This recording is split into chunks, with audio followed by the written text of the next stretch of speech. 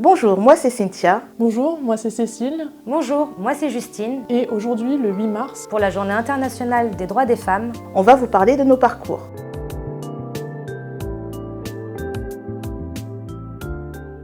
J'ai commencé en 2015 au sein de l'équipe PEC, Pôle Expertise Chauffage, et au bout de 4 ans, j'ai eu envie de changement et de défis.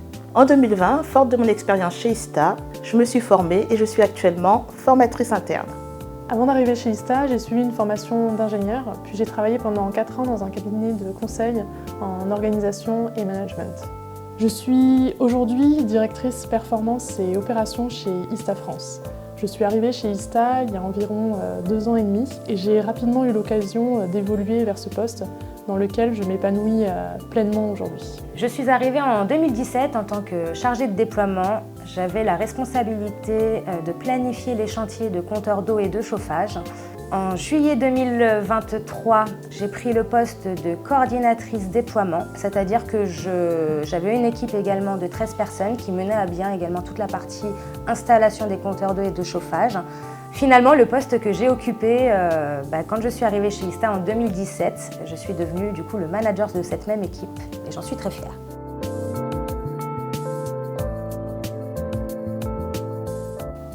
Depuis le 1er mars 2024, je suis responsable processus installation. Mon rôle consiste à m'assurer que les processus mis en place sont bien appliqués au sein de nos agences et également de faire de l'amélioration continue pour satisfaire l'ensemble des personnes qui travaillent sur l'activité et aussi nos clients. Mon travail au quotidien va changer en fonction des demandes de formation. Il va fluctuer entre les animations pour les formations, mais aussi la création et la mise à jour de nos supports de formation tels que les guides et les speeches.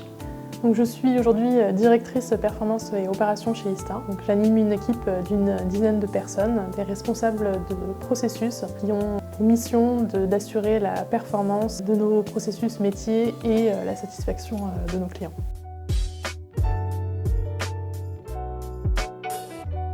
ISTA m'a apporté dans mon évolution une certaine liberté, une possibilité d'évoluer et puis de voir du monde dans les différentes agences. J'ai été beaucoup accompagnée depuis que je suis chez ISTA, donc depuis un peu plus de 6 ans. J'ai eu pas mal de formations internes et externes qui m'ont permis d'acquérir des compétences. J'ai été énormément aidée aussi par mes managers et je les en remercie.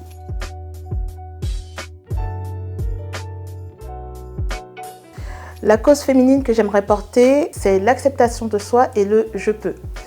Ce que j'entends par le « je peux », c'est de lever un petit peu la tête et de se rendre compte que je peux aussi aller vers mes objectifs et réussir.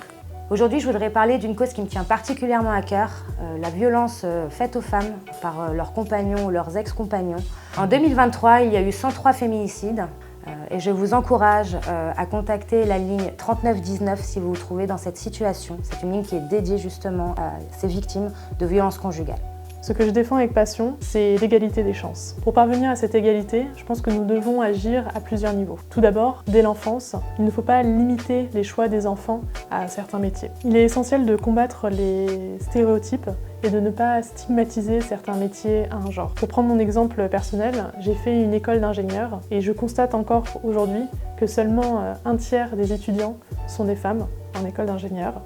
Et je pense réellement que nous pouvons faire mieux. Ensuite, en entreprise, je pense que nous devons viser la parité à tous les niveaux hiérarchiques, garantir l'égalité salariale et s'assurer que chaque collaborateur bénéficie des mêmes possibilités d'évolution.